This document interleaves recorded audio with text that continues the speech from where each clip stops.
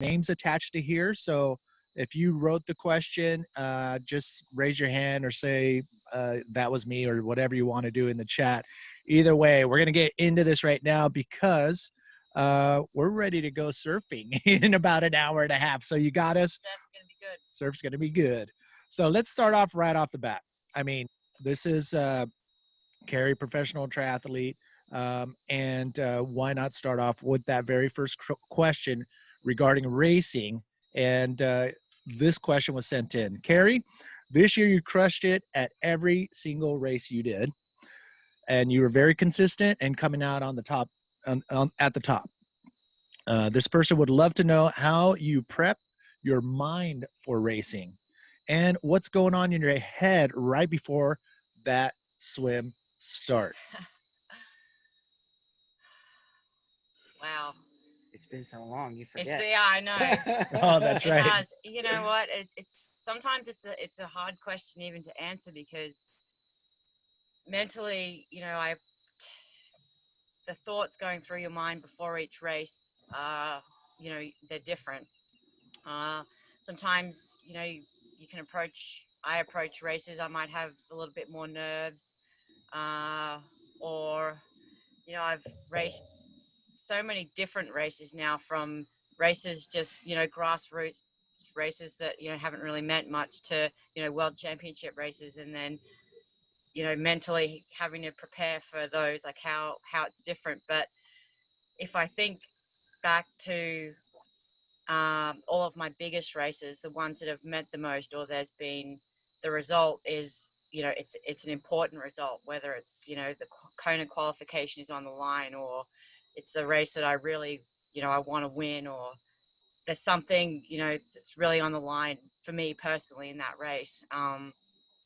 And mentally, I always try to approach those races with a calm mind and just to be really confident in myself. And for me to do that, I have to basically remove myself from any of the social media world, and sometimes, talking to other people about the race and, what's going to be happening on race day. It's the days leading up to the race and race morning. It's all about me, and to just focus on my thoughts and controlling those, and just thinking about, the training that I've done, how prepared I am, how confident I am that I'm going to be able to perform, that I can control whatever's going to be thrown at me come race day. I can control anything that's going to happen, and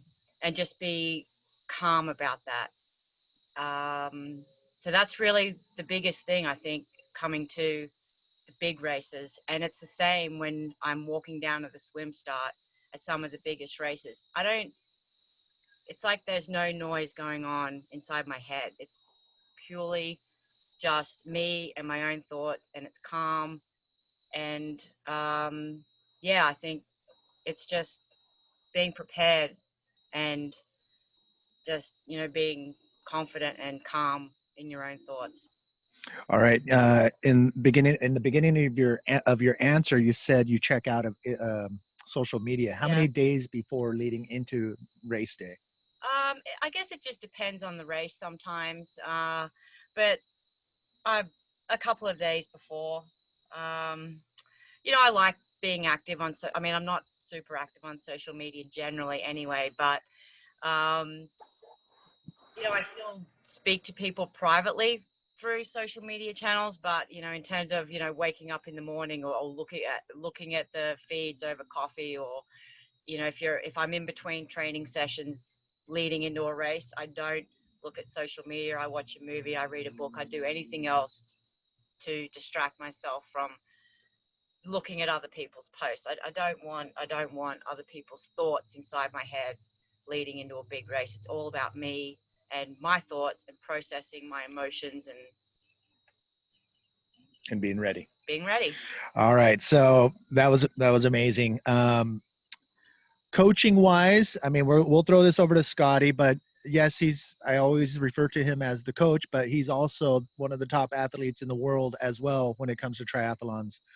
So Scotty, what are the top 3 things Brett Sutton taught you, and how do you incorporate those lessons into your coaching style and or strategy? Good one.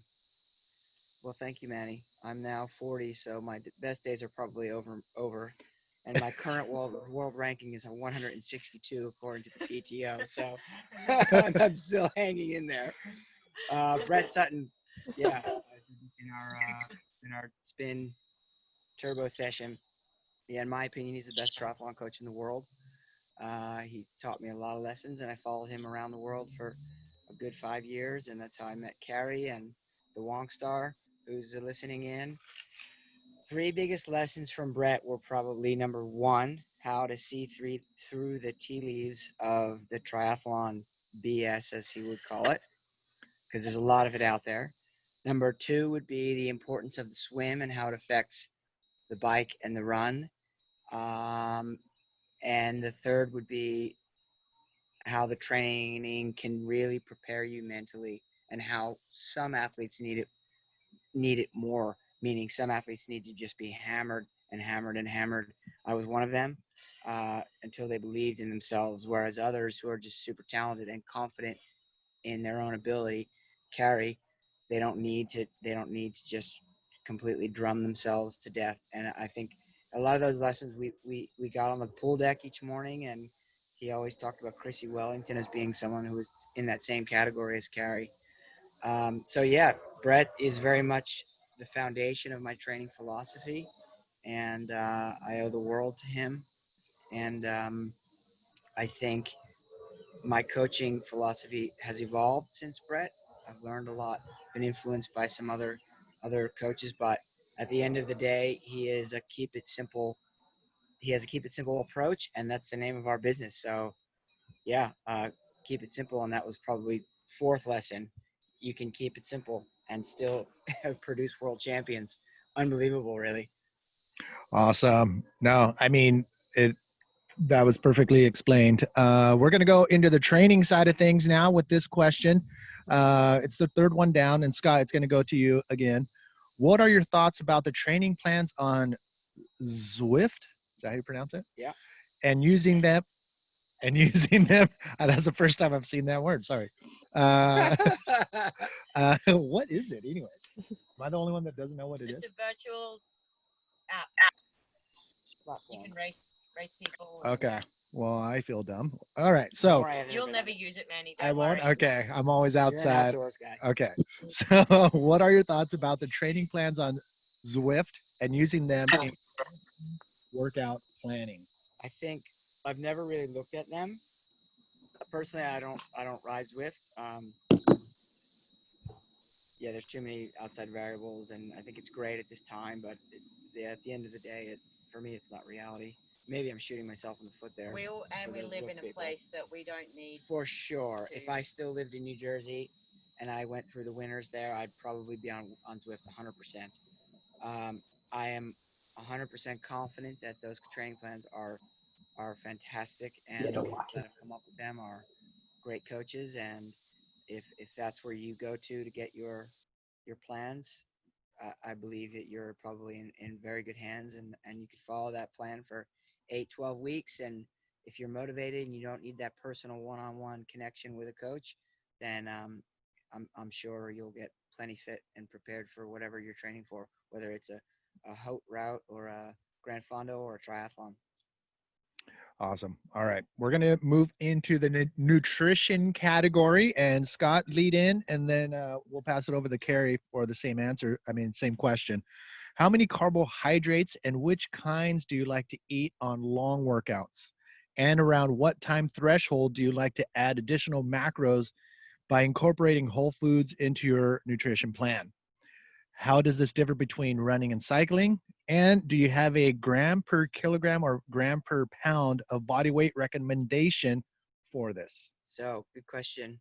Lots involved there. Yeah, I know. Let's just start with it's individual, and So we cover there's a that. great test out there now called the VLA Max test, and we're actually going to be offering that as part of our coaching business pretty soon. What that does is it tells you how many grams of carbs you need per hour, and what your different zones are. So even if we're not your coach, we can run you through this test. If you want to look for someone local that can test you, run you by it, check them out. Inside Training, or they will put you through a battery of tests, and then you'll know exactly what your number is. In terms of training, I'm talking racing there, but in terms of training, long, easy rides, you go for me, I go as I'm kind of hungry. I try to consume about half the amount of carbs that I would in an event.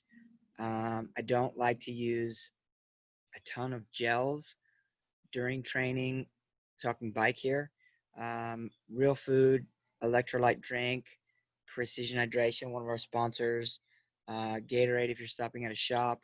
We take those Uncrustables. Thanks to Bubba Brad Williams introduced us to those. Candy bars sometimes. I don't like to try and have a ton of sugar. I've been working on that, especially as I've gotten older, thanks to Carrie's influence. Running, swimming, we do use an XR-Cell or a similar gel in training, either mid-session in a swim or pre-swim. Same goes with the running. Anything under an hour and a half, you don't really need anything. Big truck coming. As you can tell, we're outside on a main street. Swimming is a little bit different, maybe sometimes, because if we swim first thing in the morning, you get a little bit hungry, so I'll take an energy a gel. But other than that, yeah, stop at the gas station and eat what you're craving, but don't stuff your face. Part of that is also you got to train your gut, right? So when I was a runner, like I couldn't eat for hours before a session, but as a triathlete, you've got to be eating and training your gut so that during an event you get it in, right? Kaz is ready. Kaz is ready. Jesus. I'm just going to add, I think this was actually one of the most interesting things that I started to learn about when I started racing from Olympic distance triathlons to half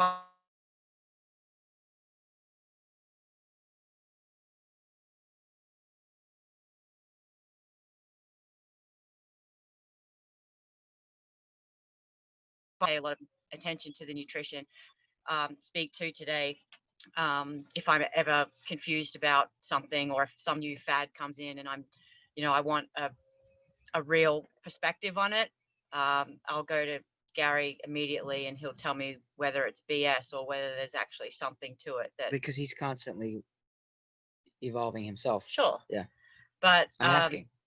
So if you were asking about numbers, and a good number to kind of give you an idea, and like Scotty was saying, if you go and get tested, obviously those numbers are going to be more accurate. But something that I always remember from Gary was on your hard training sessions, like long rides, you can fuel up to 1 gram per kilogram of body weight. So for example, I'm close to 60 kilograms. So 60 grams of carbohydrate per hour on a long bike ride, that's pretty close to like race fueling. But you can, on a training ride, you probably don't need that much.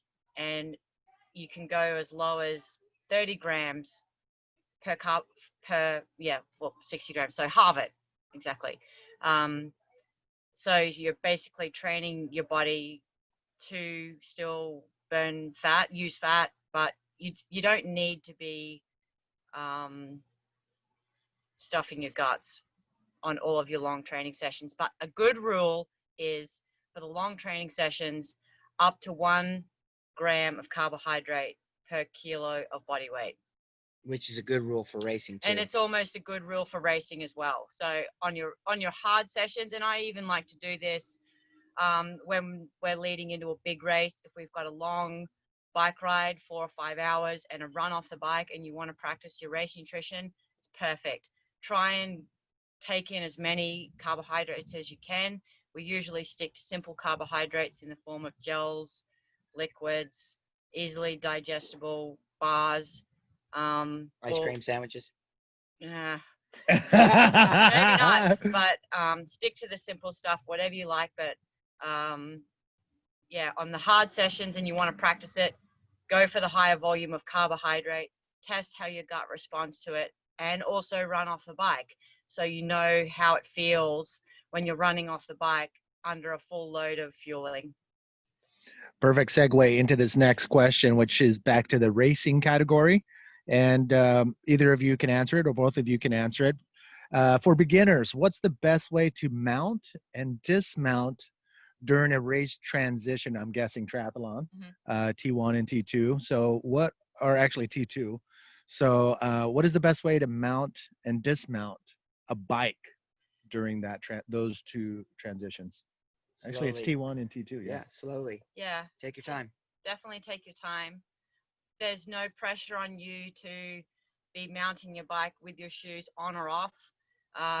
If you've been lucky enough to be taught, or you taught yourself how to already have your bike shoes clipped in when you run out of transition to mount your bike, or if you need to put your shoes on at your bike and then run out of the transition with your shoes on and then mount your bike at the mountain line, that's entirely up to you. And to be honest, I still race some professional women who run out of transition in their bike shoes. It doesn't happen very often, but there are still some pros out there that just have never worried about learning a quick transition and having their shoes on the bike. So but sometimes the races, like the transition area, sometimes it would you have behoove to you to do that. yes. Like Alpe d'Huez, you come out of the water and you're like straight up the hill, so you so need to put have your your shoes on first thing. It just depends, but I think the simplest way to mount your bike if you're a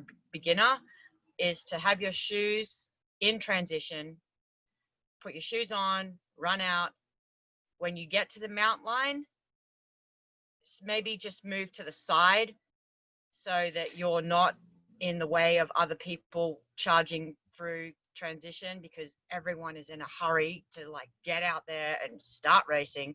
So if you're a beginner, just move over to the side, take your time and step one foot over your bike, clip in as you would at a traffic light, and away you go. When you're coming into transition, same thing. Just move over to the side and let those faster people come through, come to unclip, come to a complete stop, and then I think the most important thing is just take your time. Take your time and just step to the side and don't worry about it. Here, we're a full day event. Transitions are like this much. But they're very scary for a beginner. At Umbrum, this race in France, it's probably the hardest race in the world. Carrie's won it twice. Twice? Yeah. Yep. I carried my bike shoes. I carried them through transition because at Umbrum you go straight up a hill, and it's a long run around with your bike. So I carried them, got out onto the road, and then pulled over and put them on and went, like you were just saying.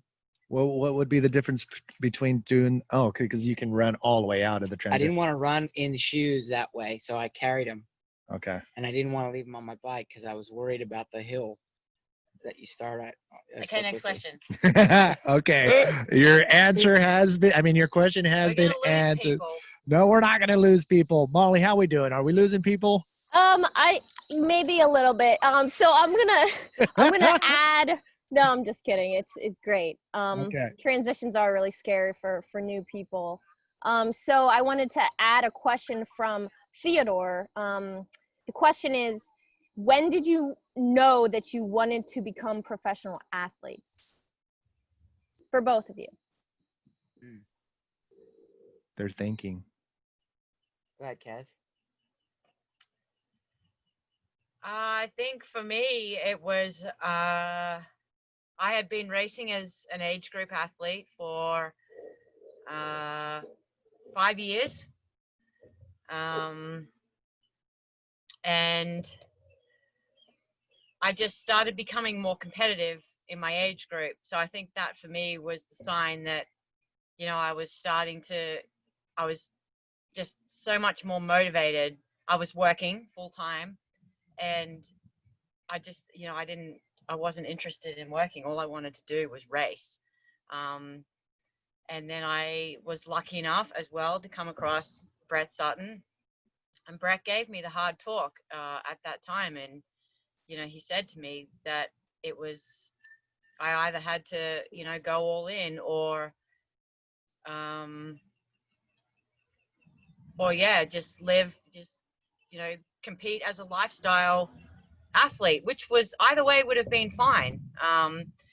But you know, I was at a point in my life where I just wanted to take the chance. I wanted to travel. I wanted to race. So that was it for me. I wanted to take the chance. Scotty. I think I got a taste of it my senior year of college when I had like 6 credits left on last semester. So I was running full time, you know, running 90, 100 miles a week, and that's all you did, and you went to class. And I was like, wow, this is pretty good. But definitely wasn't good enough as a runner. And then when I got into triathlon, and yeah, Brett invited me to camp in the Philippines where I met the Wong Star. Yeah. And sat me down and said, all right, you know, I'll give you 3 years. I believe in you. And that was probably it, when you have this legend of a coach that says, I believe in you. I think I can make you a working professional and earning money. You go for it. All right. I do want to go to the other category, but I can't. I love this question because it's probably relates to a lot of you, whether you're full into it or not. But do you have any, this is to both of you, do you have any pre-race rituals or superstitions, such as wearing a lucky kit or socks that have to match, or anything like that going into a race? Do you guys have those rituals, or have those, like, I need to make sure I have a little mojo on my bike? I don't know. Do you guys have those? Because I want to know. I don't know if I've recognized any of that. Hello? It's really funny. It's really funny because I've been asked this question a couple of times, and I always say no, but then I go and race and I'm like doing all my things. I'm like, these are totally my rituals that I don't even remember what they are, because it's just so ingrained that you don't even know that it's your pre-race ritual. For example. But if I think of superstitions, my lucky numbers, I always feel a number 12 and 22. So if I'm ever given those numbers, or if it's a number that I've had in the past and I get it again, I don't know. So I think, but things like I've got to have a new pair of goggles. I've got to be like taking the stickers off the goggles.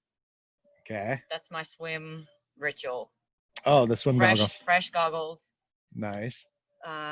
See, I'm the opposite. Uh-oh. I don't want fresh goggles. Fresh goggles. Because I'm afraid if they leak. But I wear contacts. And it's the goggles, the numbers, and also I wear the last pair of running shoes that I've done the best track set in.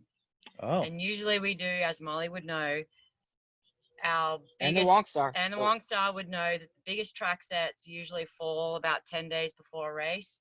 So I will always run in that pair of shoes. Well, at least it's the shoes and not the socks, because those would be pretty smelly. Socks are gone. All right, so Scotty? No, I don't think I have anything. I can't think of anything off the top of my head. Now I'm going to be watching you guys to see what your rituals are, to see what you guys, I know it's not Chipotle burritos before races, because that's what I do. So that's my ritual. And it's not yours. I've never seen you chow down a burrito before training. We do stick with the Brett Sutton day before fast food. Oh. I mean, how many times has Kaz fought me about going to McDonald's the day before, and then she wins an Ironman, and I'm like, see? McDonald's, McDonald's the day before. I've totally binged on McDonald's and pizza and all of that stuff the day before in complete anxiety that I'm going to have the worst stomach issues, and it has rarely happened, and I've felt amazing. So I don't know if we want to. I totally don't approve of McDonald's. I never eat it. No, but before a race. And sometimes when you're in places in the world where you don't have access to some of the foods that you would normally eat, I'm like, McDonald's is the safest thing. I'm going to McDonald's. Oh my! What do you order? cheeseburger, meal, and like a vanilla milkshake. Oh. Except for in France, because they don't do vanilla milkshakes. You got to get a frappe, and it's not the same. Oh no, and they have the Royale with cheese. Right, with cheese. All right. Well, wow, that's interesting. I didn't know that. Coaching. Let's go to there. Who needs a coach and who can get away with not having one? Want me to answer that? Yep, we answered this last week. Yeah. I think triathlon's a Good reminder, though. Triathlon is a complex sport, and I think most people would benefit from having a coach. But having said that, there are some great programs. If you're on a tight budget or you're just getting into it, you can find something like the Zwift plans, Training Peaks. You can buy a canned plan on Training Peaks. KISS Coaching is working on those too. So yeah. So do you have to pay for Zwift? Yes. Oh, Yeah. okay. I didn't know that. All right. So let's keep going. We are rocking and rolling training. We'll go back to the training category. What does your strength training program look like? And does it differ off season with race season? It's a good one. Go, Kaz. Oh, no. This is kind of like an off season I right can answer now for you. because Why of the don't I answer COVID. for you? My strength training program does not exist. I don't do a lot of strength training. I will be honest. The bands. The only strength training that I do, dry land work, is specifically for the swim, and that is just simply the swim bands. And I've even been in this pandemic lazy on the Vasa trainer. But that's about as far as I go with strength training. I am one of those people that are built with a lot of muscle. So whenever I step inside a gym, it's immediately, I can just look at a weight and I'll be like, put on muscle, which is uncomfortable for an Ironman athlete. But, so we've worked out, for me, I don't do a lot of gym work, but I do a lot of strength work on the bike and hill work on the run, or strength building runs. So all of my strength program is built into the Sports specific. into our everyday Sports specific, as Sutton would say. Sports specific, as Sutton would say. Scotty. So strength work. Different. Yes. I've dabbled on and off with it, and I would say for the ectomorphic skeleton, someone like myself, over the age of 38, especially men, there's a benefit to strength training for a multi-sports athlete. Having said that, strength work will take away from your bike training, in my experience. It will help with your swim, and I'm now convinced it will help with your run, which is an interesting one, because now I never thought about that. But the older I get, the more and more I realize that deadlift squats are very beneficial for males over the age of, let's say, 38, particularly for your run training, not your bike. I think you can get strong enough on the bike just by riding and doing strength work, like Kaz was saying. I'm just going to add one thing. I think it's important actually as well for women. I've just used my experiences for me, obviously, but I think for other women, I know a lot of other triathletes and athletes and friends that do gym work. Rainey's a big weight person. Exactly. Some people really need it, but I think for them, they have a strength coach that is maybe more specific in triathlon or functional strength. So I would definitely, I guess, be a little cautious in which exercises you would choose to do. But I think it's important for women as well, and particularly in their 30s and 40s. And I would honestly say that if I wouldn't be running and riding as much, I would spend, a little bit more time in the gym, just maintaining that strength. I think it's important. Well, it's not here on the questions, but how does one find the right program for strength training? Like, what if an athlete decides, okay, yeah, I'm going to go into it. What do they know what's best for them? I mean, it's hard if you haven't spent time in the gym. I think it's difficult to even know like what exercises, are going to work for you. I think if you spend a bit of time in a gym, you know instinctively what exercises to do. But You should hire just somebody. look around. Like, I mean, ask questions, find out if you know other triathletes who have a strength coach, or like find out who they're using as a strength coach. Well, and we should plug Aaron, EC we Fit. we have used Erin Carson from who is Rennie's strength coach in Boulder out of Rally Sports. So we have used Erin, and she does actually do a app as well that you can download strength training programs through. And the good thing is with Erin's program as well, not all of it you need weights for. Some of it is body weight training. It's run specific training. So yeah, Erin is a good start, but I would just ask around, see who other people are using, and get a feel for who's out there. All right, Cass, nutrition. What is your go-to in race fuel, and how does one find one that works best for them? It's such a difficult question to really answer. I mean, I know what's worked for me, and both Scotty and I have used XR gels and precision hydration as our main race fuel and training fuel for years now.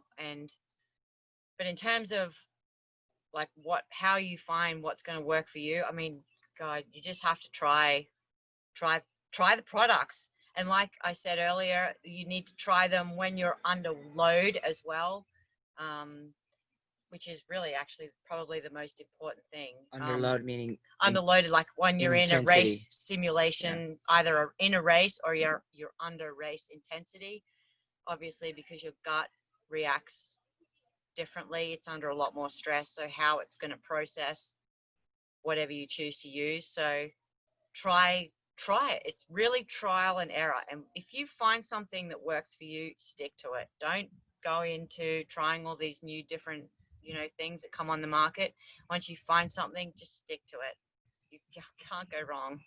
And I've seen, and I was victim to it. I know that sometimes race day, I'm like, oh, that guy's drinking that. I'm gonna go buy some and do it that day. How wrong is that? So many mistakes are made on race day just from nutrition. Yeah. Like So get ready before. Try it. Make sure it works when you're under stress. Avoid the triathlon BS at the expo. Which means? Don't try anything new. Put the blinders on. Okay. Yeah. All right. Because plan, stick to it. Man, I fell for all of those BS things. I'm such a sucker. Oh, a lollipop on a run? Yeah, I'll take 2 of those. All right, coaching. Let's go to, how would you recommend someone who has never competed begin their triathlon journey? Oh man, that's like, I think I can remember when I first started. Yeah, hire someone, hire a coach, or join a club. Hire a coach or join a club. Yeah. There's clubs, triathlon clubs everywhere, right? I know there's a San Diego Triathlon, Los Angeles, Orange County. Yeah. Everywhere. Yeah, definitely. It makes the whole experience so much more enjoyable, and especially when you go to the races, if you know a few people, it makes it much more enjoyable. And RWB, I mean, that's totally. RWB has a big following. Yeah. So Molly, you got your hands full. Find people in your area, get to know them. Racing experience. What is, I don't think we hit this category. What is your favorite destination race? Both of you. Scotty. Alpe d'Huez. Explain why. Alpe d'Huez Triathlon is, and I'm sad that we're not going this year. I don't know if I'll make it back next year. This was probably going to be my last one. I think it's the greatest triathlon in the world. You have to be super prepared because it's not quite an Ironman. It's the bike is a little bit longer. It's 2K swim, 120K bike, and 20K run at altitude. But it's such a cool event. The the area of the Alps that Vosges du Bolson. Did I say that right? Close, I think. Close. Wow. Is like it's like Struggle with it the every year. pipeline. What country? It's France. It's the France. pipeline of cycling, right? Hawaii is the place. This is the place if you're a cyclist. Everyone stays on top of the mountain. Most people, it's a casual 9 or 9:30 a.m. start, and you ride down the backside to the lake. So it's a 45-minute descent, Oh. and then swim in this lake. It's a beautiful lake. Mass start. Actually, the girls go first nowadays, then the It's boys only go. beautiful if it's warm. Which we've had. Knock on wood, we've never had a cold year. Lucky. Anyways, and then you end up climbing the Alpe d'Huez at the end, and you're up there, and it's just the perfect place for a triathlon. And I'm sad for those people because they're not having that race this year, and they're an independent race, and 100% they're going to be struggling, and so they'll survive, but you're sad for them. Ah. Kaz? Yeah, I'm going to agree. Look, it's an epic race, and it's one of those like love-hate races for me. Every year I say I'm never doing this race again. Like it's such a hard race, but we always spend a week there. And when you're talking of destination races, I think about it's a place where you need to go and you need to spend time and you need to enjoy everything that the area has to offer and the race experience itself. And Alpe d'Huez offers everything. Yeah, there's been some cool races that we've done, but in terms of the whole experience, it's Alpe d'Huez for sure. Well, that'll lead into this this next question, which I lost on this sheet right here. But here it is. So training. So think back before training and racing became your full-time gig. Because this person asks, can someone with an already incredibly full schedule take on an Ironman training regimen or schedule? Of course you can. Yeah, of course you can, but you shouldn't have any expectations. It's just to finish and take the expectations off the table. Don't let the training consume you. Do what you can. Definitely hire a coach that can talk you through. And I'd pay, if you're like a super busy executive type, that works a lot, pay a premium to have someone keeping you going, communicating with you daily or for every 48 hours. Okay. I mean, if like, what if a wife of 2 kids who has a 9 to 5, where are they going to squeeze that training in? Fit the family in. You've got to have a spouse too that supports you. Okay. Many of you probably know triathlons cause a lot of divorces, unfortunately, but they also lead you to your significant other. So Byron, for example, Yeah, we have a friend named Byron who actually hired Scotty as a coach, and I was training with Byron. Our training, which was trail running down the road here at Torrey Pines, and he hired Scotty to do a triathlon, and next thing I know, he's finishing the Oceanside half Ironman, and I'm going, what left Manny in the dust. I was pissed off. I'm like, son of a. So yeah, I mean, you can do it because he is a techie 9 to 5 dude who he didn't really sleep in, but he woke up in time just to go to work and come back and called it a day. But it's totally possible. It's totally doable. Okay. But you have to make the time. Yeah. Okay. All right. Let's move on to the nutrition. Do you eat differently in the week before a race than normal? We kind of covered that a little bit. Yeah. McDonald's or Well, fast food. that's only days before. I would just quickly say that, no, we don't eat differently. Only up until, if you're doing an Ironman, you only need to increase the carbohydrate load to maximum 3 days before. We only do probably 2 days before because I guess, I don't know, maybe a little bit. Well, you're tapering, so you don't need to stuff your face, but you need to eat more. You do a really good job of it. I'm like, Kaz, what should I eat? Eat this pizza. I was thinking of the words, but you don't need to carbohydrate load for a whole week, for example. Yeah, like 2 days before is fine. You eat normal. Okay. And for a half Ironman, a 1 day before loading is perfectly fine. Okay. All right. Going back to the coaching side of things, Molly, I see a lot of things written on the chat. I don't know if there's any questions there. The computer is kind of far away from us.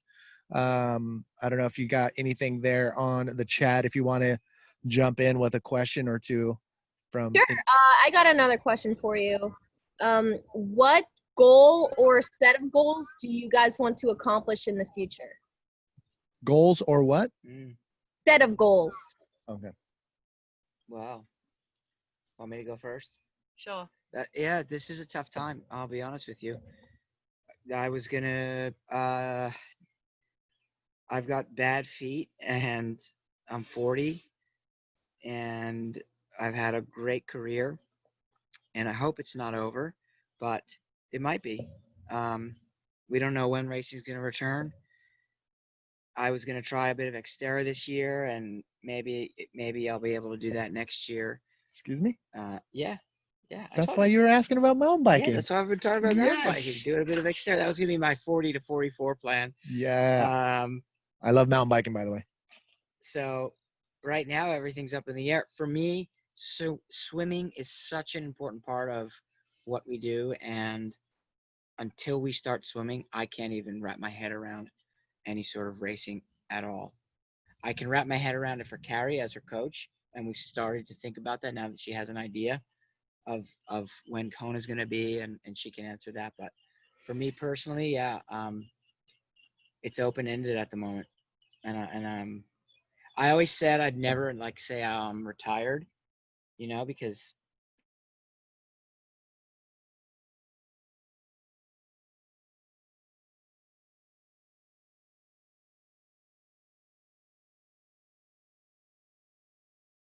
at 42 or, but I others because I've been so blessed to do what I do, and I've done it for a long, long time. So time will tell. We'll see what the rest of 2020 looks like. But the people at Alpe d'Huez say I need to give it one more crack in 2021. I can't go out. What was your best placing at that event? Third. And I lost by a minute and a half. And James, my best mate, who we've done the Alpe trip with so many times, was about 30 seconds in front of me. And last year I was fourth, but I felt like last year was the year I could have won and slipped away. But maybe 41. We'll see. First, we got to start swimming again. Yes. Okay, Kaz.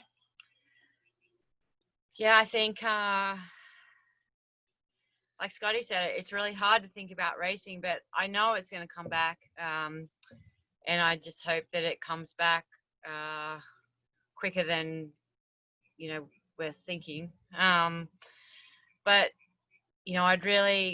that ultimate goal for me, I've never really placed a lot of emphasis on Kona. And I do that for a reason, because I believe that if you focus entirely on that, it'll ruin your whole year of racing. Because you can just put so much into that one race, and then for it to go wrong, which Kona is a beast, and a lot of things can go wrong there, whether you think it or not. It's how it is. It's a world championship race. So but I'd love to crack that top 5 there. I think I was well and truly in that position last year. I just made a crucial mistake in the nutrition area, funnily enough, of dropping my nutrition early on the bike and not having a backup. Number one mistake, don't do it. Learned. But I think if I could just crack that top 5 in Hawaii and just put down that day that, I think I can. I mean, I think that would end my Kona goals. But in other races, like Scotty, I haven't won Alpe d'Huez. I've been second there twice. But I don't know. All right. Well, I just want to keep going, and just do as much as I can for as long as I can. Now let Coach talk about this year, because people might want to know, because maybe they want to know about their own races and what are they going to be able to do. let's get an update. So if you're qualified for Hawaii and we just talked about this yesterday. Carrie's roadmap to Hawaii will most likely be Cabo, Cozumel, Kona, maybe Oceanside in there. But at the moment, even though it's now June, it's January. Okay. Because we've got 7 months until Hawaii, so that's how we're gonna have to approach things. So you're For her. so you're shifting the whole schedule to line up. Yeah, for sure. And a month ago, I wouldn't have made that decision, but because I didn't think this was gonna drag on for months. Yeah, I this thought is it was gonna be crazy. a couple weeks. All right. Well, here, let's go backtrack again before you became professional athletes where, things were paid for, started to be becoming paid for. Somebody asked, race season on a tight budget. Is that even possible? I mean, of course it is. It is. I think if you can find local races, that's your ticket.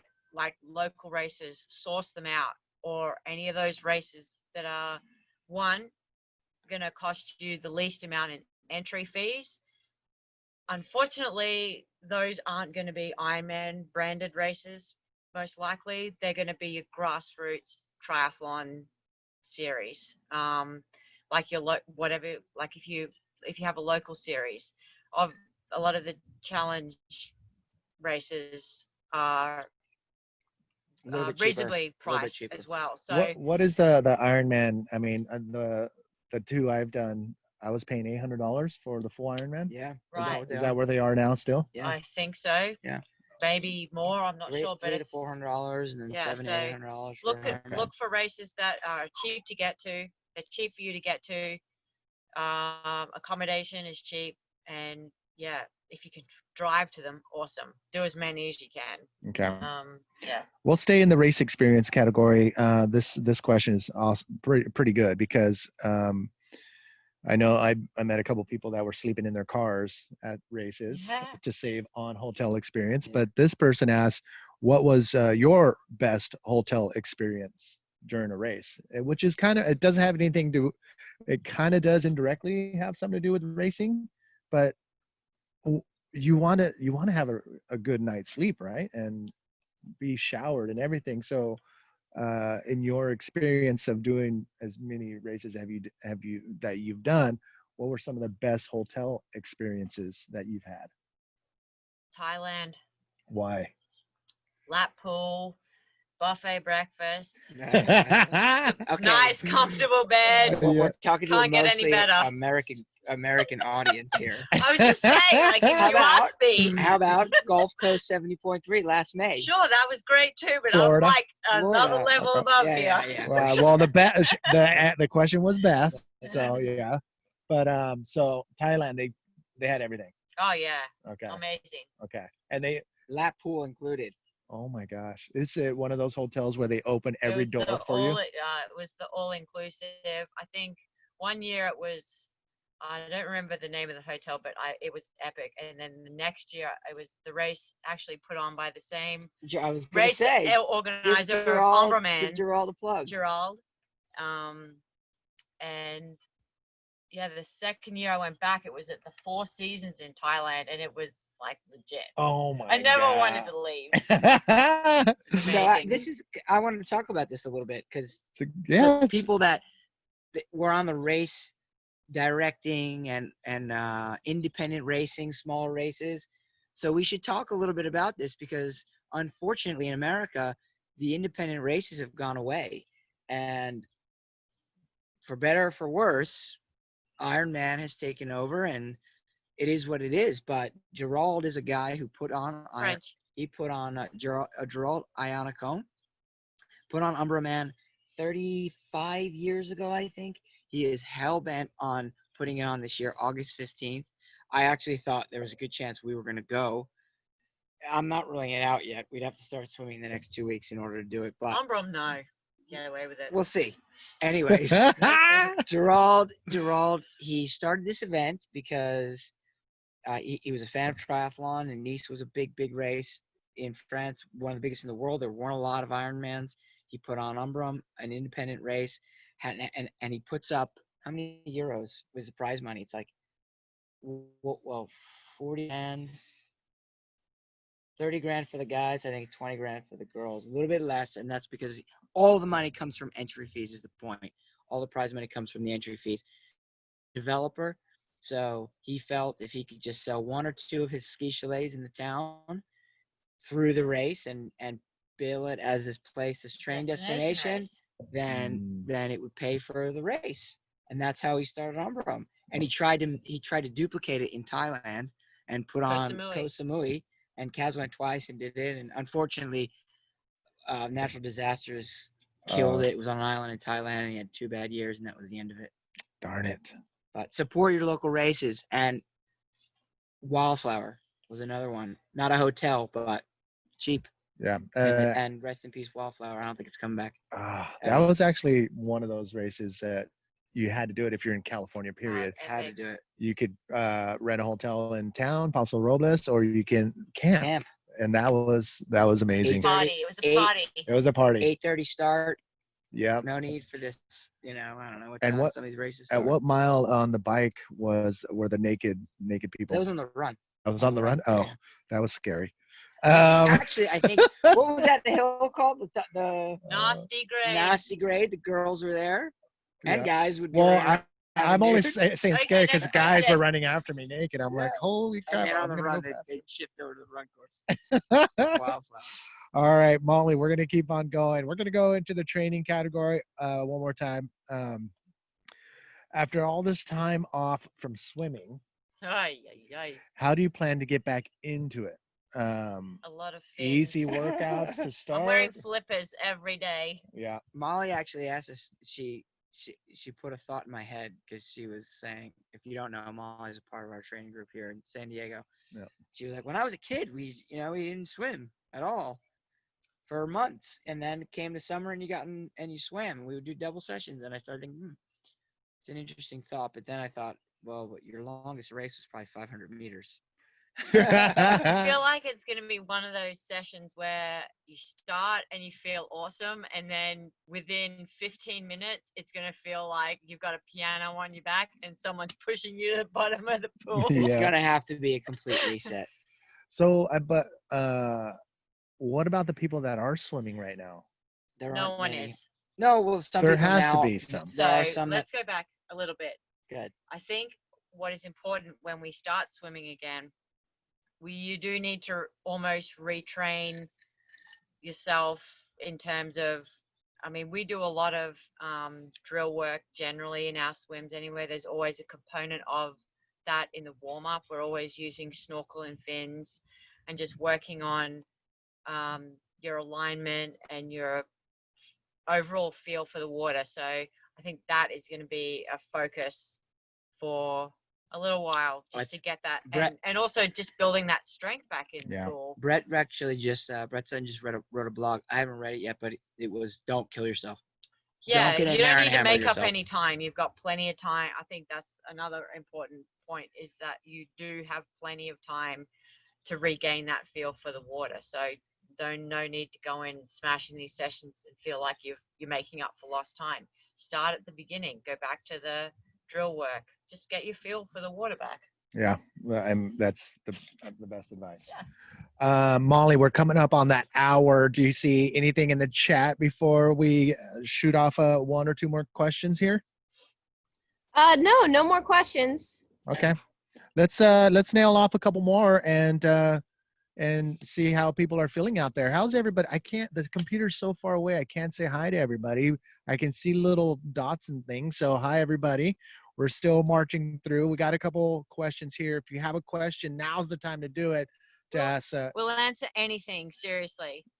Anything? Almost. Oh, gosh. All right. Teddy T, don't get any wild ideas. Yeah. No, Teddy, don't Teddy answer. T's Don't answer. Teddy doesn't even. Teddy T. All right, here we go. Let's go into the nutrition again, because that seems to be a pretty critical part of the whole, going into train to race. So let's see. There's one. What should you avoid eating before or during a race? Easy, Kaz. Beetroot juice. Wait, what? Sorry, I was looking at the questions coming in, but do not overdo the beetroot juice. It's a real fad, and unless you know how to do the beetroot, Yeah. avoid it. Don't do it. You'll end up in the Portaloo for Uh, is it a day. Is it a diuretic? Is it a? Oh, if you overdo it, Oh. And how do you know that? you know it. You do not finish your race. Oh, Or you don't. go know home and you don't make it to the after party. Oh my gosh. It's a bad experience. Okay. Easy on the beetroot, the beet juice. All right. It does have scientific, proof that it works. And it But there. Okay. uh, Is there somebody saying that you should try it or do it? yes, Oh, scientists do recommend it for Scientists. certain types of Is that what you said? workouts. wow. I didn't know that. Okay. Hey, Manny, we got another question pop I up. can see 2 questions there, Molly. Yeah, Molly, shoot. I can see Okay. them. So how have you adjusted your running during COVID, and like what are your like current like runs like? I'll answer You that. can go. Yeah, There's so, 2 questions. well, at first we were like, again, I thought this was going to be a couple weeks. So business as usual. But now I think we should back up on the running and eliminate a lot of the intensity. And the reason for that is because we don't have races in sight.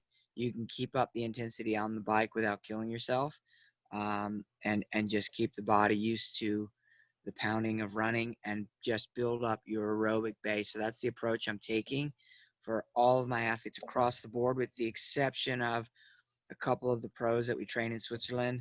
I think those guys are going to be racing in August, and we're developing their run, so they're hammering away. But for anybody that's based in the States, unless running is like your weakness and you want to like run a 5K or a 10K PR, a half marathon or something, by and large, we're just pulling back on the intensity and going back towards a base type phase. I can see a couple of questions. Yeah, go Go for it. ahead. Can you see them? You. So I think this is from Kevin and Jocelyn. The question is, how can you afford to live in SoCal as professional athletes? Well, there's 3 of us, obviously, that live in a house, Jocelyn. Good Yeah. question, Hey, Kevin. Jocelyn. So it's not, a secret that, living here in California is expensive. And we were fortunate enough to find our house that we rent a couple of years ago, and we got it at a good price. But And the Petchias are going to there sell to are us 3 one of us day. living in the house, and yeah, we share the house. It's not a cheap place to live, but we make it work because we love living here. Yes. And we love the life that we have here. We fought tooth and nail to be able to survive here, Jocelyn. It's not easy. When Kaz and I first came here, we lived in a little studio in Oceanside, and it was super expensive, and we didn't have a car. And so every year we sort of chipped away, and now we're in a stable situation. And thank God for Manny, who came into our lives. And we say, if we have children, Manny is one actually day, our first and only roommate. Yep. No, Maddie Reed. Oh, Yeah. Boom I'm Boom like, lived wait. with us for a while. It was four no, of us. not really. Yeah. What do you mean? Yeah, but like Manny was our first roommate. He was, but Boom Boom came at the same time. Anyways, Manny's now a part Manny of the was family, here. and he'll be Uncle Manny if we ever have kids, if we're lucky enough. I'm really Who's proud that? of you guys because I grew up in California, so I know how much it is. I feel like I've traded places with Scotty here on the East Coast. Well, you're from San Francisco, and it's another level, even Yeah. more expensive. Yeah, that's even more expensive. And Chris has asked, what do you think about vegan athletes? Go see Mr. Yogi. There's a great coaching company locally here, the Yogi Triathletes. They know it inside and out. It's a wonderful diet for people that can make it work. I couldn't do it. God bless you if you can, if that's what you want to do. But I would seek out an expert like BJ for sure. Awesome. All right, Molly. Any more questions in the chat? We nailed pretty much a good chunk of these questions here. What do you think? Yeah, no more questions in the chat, and we're at time. So I know you guys want to get to the surf. So Yep. I want to say thanks so much. Really appreciate like all of your advice and taking the time out to do this. I do want to apologize for all of us. It looks like we're slouching on these benches. Does it? Yes, the whole time. Leaning forward. But I mean, once you come over to one of our happy hours here, you'll know why the bench makes you just want to relax and just melt into the cushion. But no, I enjoyed it. I mean, I found out something new about both of them as well as you. But Molly, thanks for putting this together. This was pretty awesome. Yeah, of course. And for any Team Red, White, and Blue members, just make sure that you check into this event so that we know that you liked it, and we can set up some more. And if you ever do come visit California, hit me up, and maybe we'll all go on a bike ride with Scott and Cassie sometime. So. Or come over to the fire Or pit you can and just get come over toasty. to the fire. Come over and drink. Yeah, that's their vibe too sometimes. Yeah, and I mean, they are so humble. But if you are seriously thinking about getting a coach, reach out to Molly, and she'll put you in contact with Scotty and Kaz. But if you want to up your game, get a coach, and they're some of the best. So seriously consider it. All right, guys. Thank you so much for your time. Thank you guys. Thanks, guys. Thank you.